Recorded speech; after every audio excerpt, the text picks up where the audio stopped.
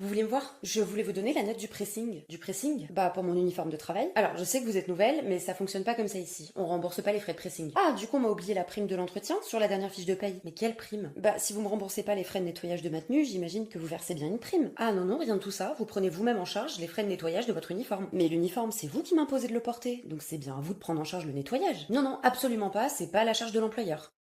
Si ton employeur t'impose de porter une tenue spécifique au travail, c'est à lui de prendre en charge l'entretien de cette tenue. Ce n'est pas à toi de prendre en charge le nettoyage de ta tenue de travail. Ton employeur, il a donc deux solutions. Soit il te verse en plus de ton salaire une prime de nettoyage forfaitaire. Quand on dit forfaitaire, ça veut dire qu'en gros, c'est tout le temps la même somme. Par exemple, moi, à un moment, j'ai eu un job dans une boutique, je devais porter une tenue de travail tous les jours, et on me versait une prime forfaitaire de 15 € tous les mois pour compenser les coûts d'entretien de cette tenue. Deuxième solution, ton employeur te rembourse les frais que tu vas réellement engager pour entretenir ta tenue. Par exemple, si tu la mets au pressing, il te rembourse le frais de pressing. Comme d'habitude, les sources sont en description. Et pour plus d'informations sur ce qui est légal ou pas, abonne-toi pour mieux comprendre le droit.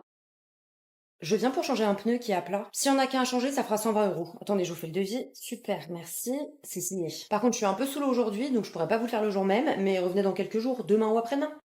Alors, on a bien pu s'occuper de votre roue. Par contre, il y avait aussi un problème avec les plaquettes de frein et une fuite d'huile moteur. Donc, on s'en est occupé aussi. Et ça coûte combien tout ça? Alors, avec le pneu, ça fait 1 200 €. Mais attendez, j'ai jamais validé ces réparations, moi. Madame, on pouvait pas vous laisser conduire avec une voiture comme ça. C'est hyper dangereux. Mais ça change pas que j'ai pas accepté le devis avec les réparations supplémentaires. Donc, il est hors de question que je paye plus que ce que j'ai signé, c'est-à-dire juste le pneu. Pour des réparations de sécurité comme ça, on n'a pas besoin de votre validation. On a le droit de réaliser les réparations directement et d'exiger le paiement du devis qu'on a mis à jour.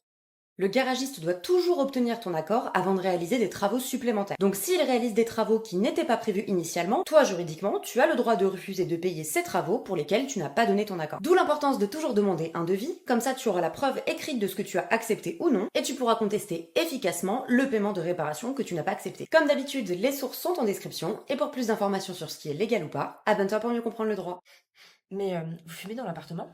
Non. Non mais vous foutez pas de moi, ça pue la cigarette. Non, non, mais c'est exceptionnel, Non mais je m'en fous que ce soit exceptionnel, vous savez très bien que c'est interdit. En plus c'est écrit dans le bail. Je sais, je suis vraiment désolée. Mais ça sert à rien d'être désolé, vous savez très bien que cet appartement, je le reloue en une semaine si je veux. Donc vu que vous ne respectez pas le bail, vous savez quoi? Je vais le rompre et je vais aller chercher un autre locataire qui au moins saura respecter mes règles.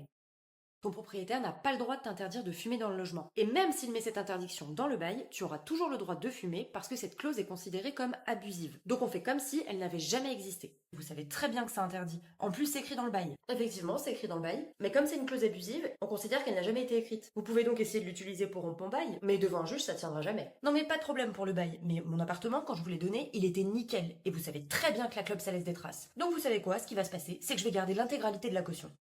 Si le fait de fumer dans le logement entraîne des dégradations, comme un jaunissement des murs ou des trous dans une moquette, le propriétaire pourra retenir le dépôt de garantie, qu'on appelle souvent la caution, quand tu quitteras le logement. Par contre, ton propriétaire ne peut jamais retenir le montant qu'il veut sur le dépôt de garantie. Il doit toujours te fournir les justificatifs qui expliquent pourquoi il garde telle somme. Il y a plein d'autres choses que ton propriétaire n'a pas le droit de t'interdire. Si ça t'intéresse, abonne-toi pour mieux comprendre le droit. Je voulais vous parler de l'erreur de caisse que vous aviez faite hier. Ah oui, je suis vraiment désolée. Oui, enfin ça sert pas à grand chose que vous soyez désolée, c'est pas ça qui va rembourser l'entreprise. Non, non, mais je vais faire plus attention, c'est promis. Oui, bah j'espère bien, mais c'est pas non plus ça qui va régler le problème. Donc juste pour vous prévenir, on va faire une retenue sur salaire. C'est-à-dire qu'on va déduire le montant qui correspond à l'erreur de caisse que vous avez faite de votre salaire. Mais attendez, vous avez pas le droit de faire ça. Ah bah bien sûr que si. Vous faites perdre de l'argent à l'entreprise à cause de vos erreurs, évidemment que c'est vous qui payez. Le code du travail prévoit que les sanctions pécuniaires sont interdites. Ça veut dire que ton employeur n'a pas le droit de te sanctionner financièrement en réduisant ou en supprimant ta rémunération, même si tu commets une faute. Donc si tu fais une erreur de caisse, ton employeur n'a pas le droit de retenir sur ton salaire le montant qui correspond au trou dans la caisse. Et s'il le fait, comme c'est une sanction pécuniaire, il s'expose à une amende de 3 750 €. Non mais écoutez, vous n'avez pas le droit de réaliser une retenue sur mon salaire à cause d'une erreur de caisse, ce serait une sanction pécuniaire et c'est interdit. Bon bah très bien, vous savez quoi, on va oublier la retenue sur salaire, par contre on va lancer une procédure disciplinaire contre vous. Si tu fais des erreurs de caisse, ton employeur pourra prendre des mesures disciplinaires contre toi, sachant que ces sanctions peuvent aller jusqu'au licenciement en fonction de la gravité et de la fréquence des erreurs de caisse que tu vas commettre. Pour plus d'informations sur ce qui est légal au travail ou pas, abonne-toi pour mieux comprendre le droit.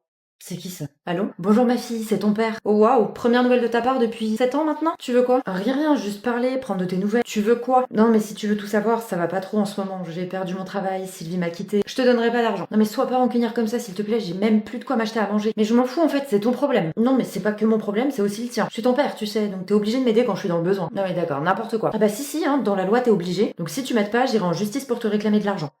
Si tes parents ou tes beaux-parents ne sont pas en mesure de subvenir à leurs besoins, c'est-à-dire qu'ils n'ont pas les ressources pour manger, se loger, s'habiller, en tant qu'enfant, tu as l'obligation de les aider. C'est ce qu'on appelle l'obligation alimentaire. Et si ton parent essaye d'obtenir cette aide à l'amiable mais que tu refuses, il peut aller devant le juge pour te forcer juridiquement à lui apporter cette aide. Et le juge pourra décider par exemple que tu héberges ton parent gratuitement, que tu lui donnes de la nourriture ou que tu lui verses une somme d'argent. Et si jamais tu n'exécutes pas cette décision du juge et que tu ne donnes rien à ton parent pendant plus de 2 mois, tu risques 2 ans de prison et 15 000 € d'amende pour abandon de famille. Par contre, je t'ai dit je te donnerai rien. Bah écoute, t'as gagné, je vais t'attaquer en justice. Ah bah je suis pas inquiète. Quand le juge apprendra que t'étais violent quand j'étais enfant, il me forcera jamais à t'aider.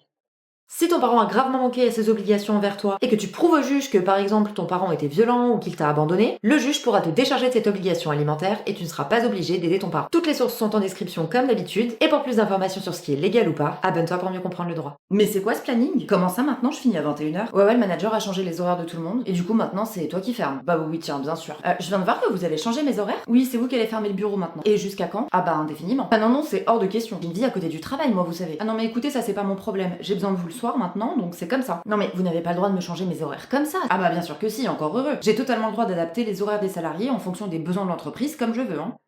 Un changement de tes horaires, en principe, c'est considéré comme une modification de tes conditions de travail. Donc en gros, si on change ton heure de début ou de fin de travail, on n'a pas besoin de ton consentement. Et si tu refuses ce changement, c'est une faute qui peut être sanctionnée, sachant que ça peut aller jusqu'au licenciement. Et c'est pas parce que tes horaires sont mentionnés dans ton contrat de travail que ça veut dire que ton employeur a forcément besoin de ton accord pour pouvoir les modifier. En fait, souvent, ces horaires n'ont qu'une valeur informative. Donc pour que leur modification nécessite ton accord, il faut que le contrat soit rédigé d'une manière qui soit absolument claire sur le fait que les horaires ont une valeur contractuelle et pas simplement informative. Par contre, si l'employeur veut changer tes horaires de travail, il doit respecter certaines règles. Non mais écoutez là, vous me prévenez la veille pour le lendemain, c'est pas possible. C'est comme ça, écoutez, je peux pas faire autrement. Donc vos horaires changent à partir de demain matin, vous n'avez pas le choix. Pour modifier tes horaires, l'employeur doit respecter un délai de prévenance. Si ton contrat de travail prévoit ce délai, l'employeur doit le respecter. Mais si le contrat de travail ne dit rien et la convention collective non plus, la loi ne prévoit pas de délai légal pour modifier des horaires. Mais l'employeur doit te prévenir suffisamment en avance quand même, sachant que tu as quand même le droit de refuser cette modification dans certains cas, si ça entraîne une atteinte excessive à ta vie personnelle et familiale. Pour rappel, tout ce que je viens de dire, c'était pour un contrat à temps plein. Et pour te protéger juridiquement et ne plus te faire avoir, abonne-toi pour mieux défendre tes droits. Je quitte l'entreprise, les RH vous ont prévenu? Oui, elles m'ont dit que vous aviez démissionné. Vous partez demain du coup, c'est ça? Non, je pars dans un mois vu qu'il y a le préavis. Ah non, mais le préavis, vous allez pas le faire. Comment ça? Bah ça sert à rien que vous restiez, il y a pas d'activité. Et puis financièrement, ça nous fait gagner un mois de salaire. Donc ça m'arrange que vous partiez avant. Mais si vous me dispensez de faire mon préavis, vous devez quand même payer. Pardon? Ah non, pas du tout. Ah bah si, moi le préavis, j'avais prévu de le faire. Là, c'est vous qui voulez que je parte avant. Donc vous allez devoir me payer comme si je l'avais fait.